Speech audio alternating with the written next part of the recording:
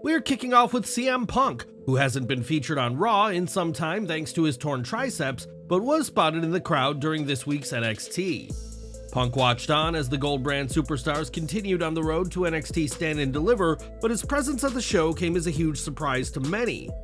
Fightful Select reports that Punk kept a low profile at this week's taping, so much so that many in NXT weren't aware he was there until images caught their attention online. One individual who did certainly notice CM Punk while at this week's NXT was commentator Booker T, and it seems there was an incident between the two. During his Hall of Fame podcast, Booker said he had a run-in with Punk that he's sure the internet will pick up on, as he said that he and Punk almost got into it at the taping.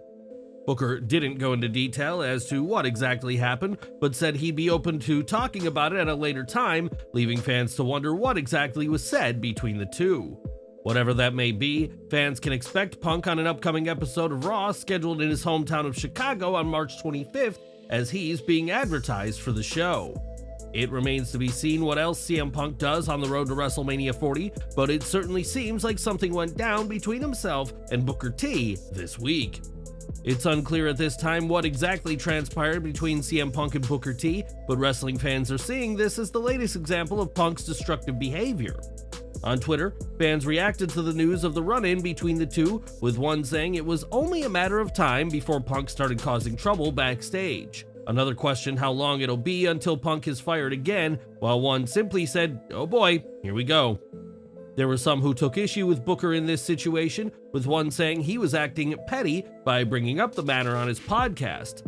Another said it was completely unnecessary to bring it up, while another fan questioned Booker, saying he didn't want to put the story out there, and proceeded to do exactly that. Some fans did bring up the possibility that this is a work, though it'd be odd since Booker isn't a wrestler in WWE and Punk is hurt, so they can't be building towards a match.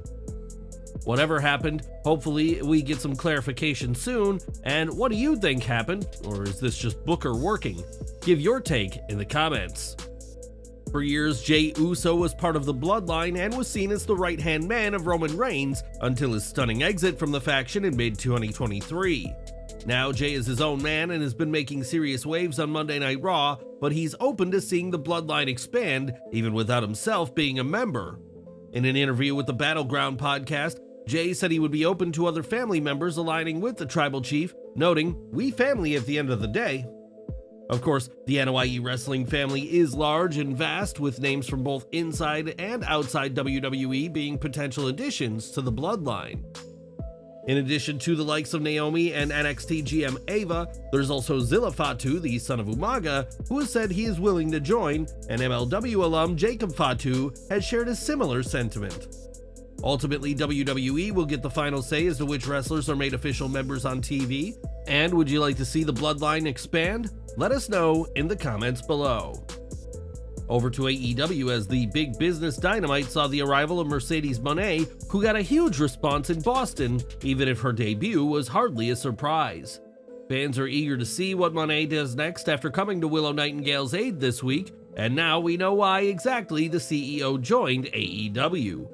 Sitting down with Sports Illustrated, Mone credited the AEW women's division as the reason she needed to join, adding that, "We're going to make such magic here." Mone added that she wants to be a part of a global revolution in wrestling, and that her heart and dreams are in AEW, and that she's a leader who is ready to lead.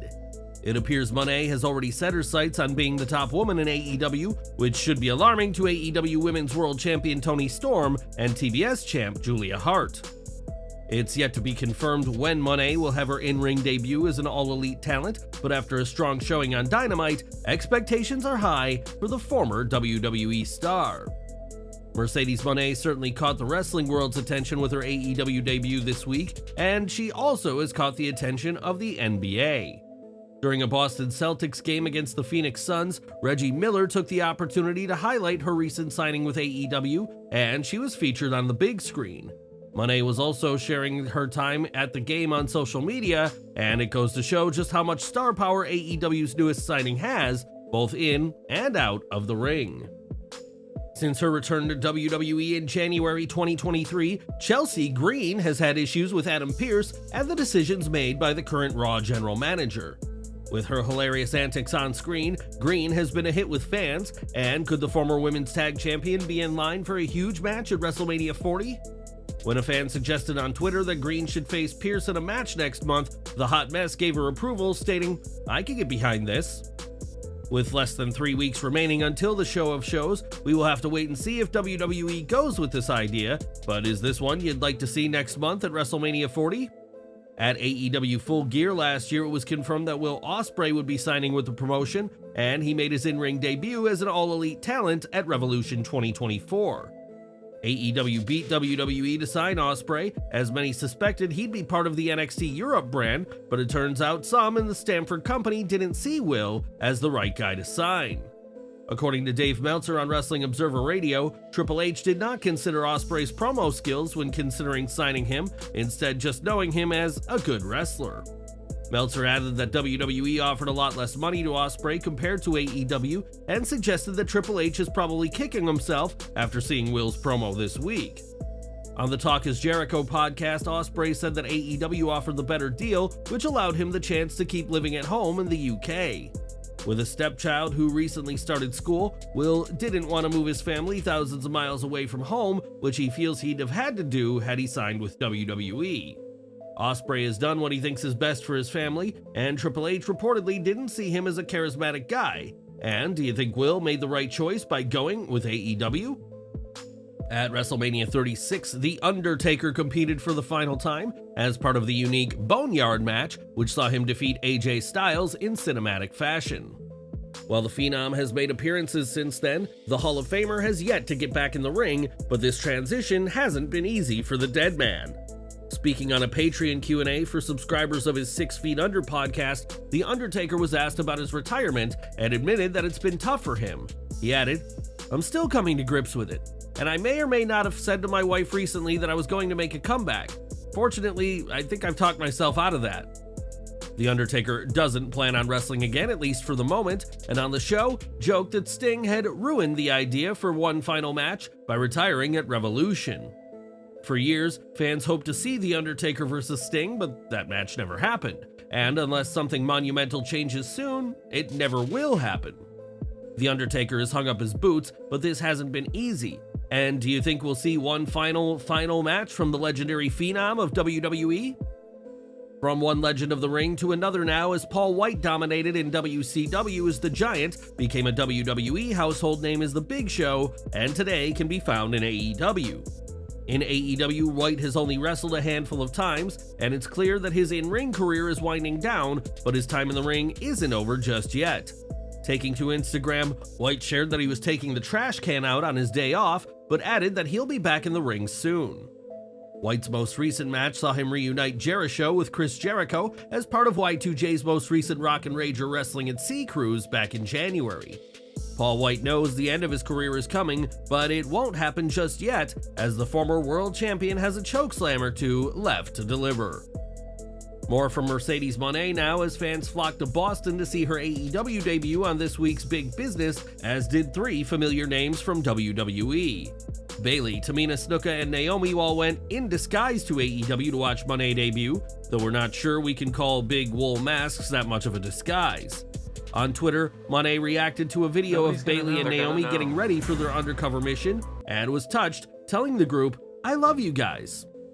This week's Dynamite saw 801,000 viewers tuning in, which despite Mone's debut and the Big Business show, was only a slight increase from the previous week's 779,000. Mercedes Mone made an impact with her arrival, but it'll now be up to AEW to keep this momentum going. And what do you think is next for her as part of the AEW roster? Back to WWE, and on this week's Raw, Sami Zayn won a Gauntlet match to earn a title match with Intercontinental Champion Gunther, but not without controversy. While Zayn pinned Chad Gable in the closing moments, many have argued that Gable's shoulder was up, meaning that Zayn's crucial pinfall should have been nullified. Speaking on his Hall of Fame podcast, Booker T recalled meeting up with Sami after this week's Raw, and Zayn isn't happy about the response from fans. He said, "He was literally upset about the online heat that he got from the fans. He's like, man, I thought the fans loved me, and the next thing you know, I see all this stuff."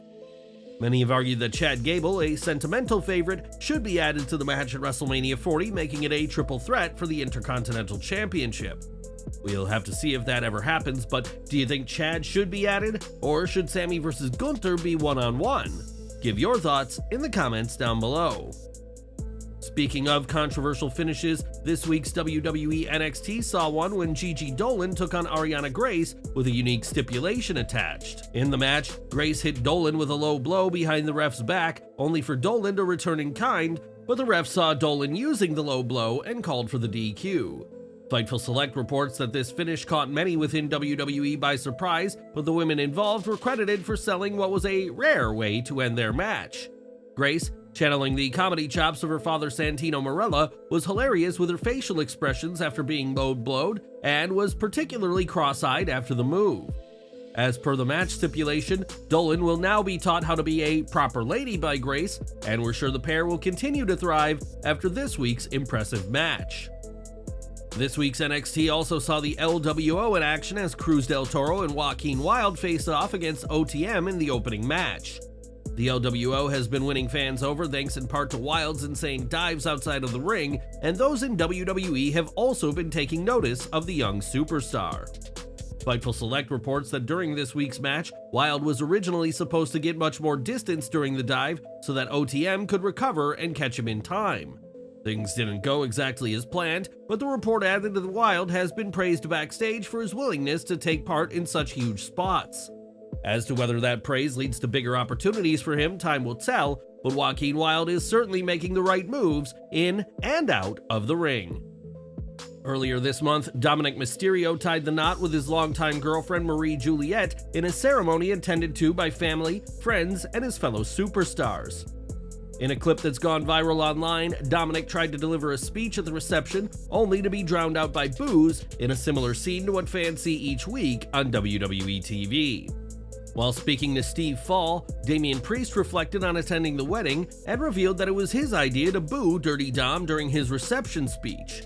Priest convinced everyone at his table to boo Mysterio, and the next time Dom tried to speak, the entire guest list had decided they'd heard enough of the so-called ex-con. Dominik Mysterio is fortunate as he begins his new journey of marriage with Marie Juliette, and as the saying goes, with friends like Damian Priest, who needs enemies? Video game news now, as WWE 2K24 has been a hit with fans since launching last week, with fans being able to play as their favorite characters in classic matches.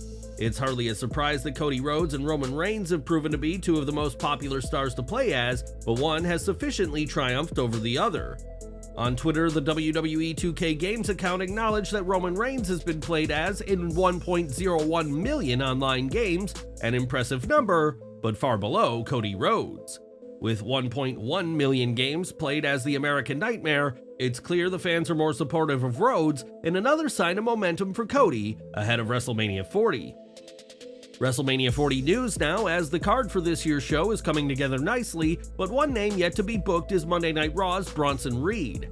Taking to Twitter recently, Reed noticed that he and other big men are absent from the card and said he and his big brothers should compete in a Meaty Invitational.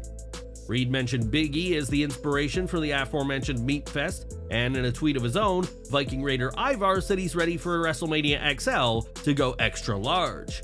Otis, another meaty man on the Monday Night Raw roster, made clear he's on board with the idea of a match featuring the meatiest men in WWE today. While Big E wouldn't be wrestling in said match, his love of meaty matches can't be denied, as anyone who's seen him discuss his dream match with Bill Goldberg can attest. This would be a fun way to get the big men of WWE on the card, and it would certainly be a case of big meaty men slapping meat in the home of the Philly cheesesteak. And we're ending with The Rock, who is mere weeks away from making his return to the ring as part of WrestleMania 40's first evening of entertainment. The Rock will team with Roman Reigns to face Cody Rhodes and Seth Rollins, and with this match, the Brahma Bull will join a very exclusive club. As pointed out on social media, when The Rock competes at WrestleMania, he'll become only the second man in history to have competed at 4 different decades of the show. The Rock wrestled at Manias in the 1990s, 2000s, 2010s, and soon it'll be the 2020s, and only The Undertaker can lay claim to such an impressive feat. Fans are intrigued to see what condition The Rock will be in when he teams with Reigns in Philly, and those fans won't be kept waiting for long before they see him in action.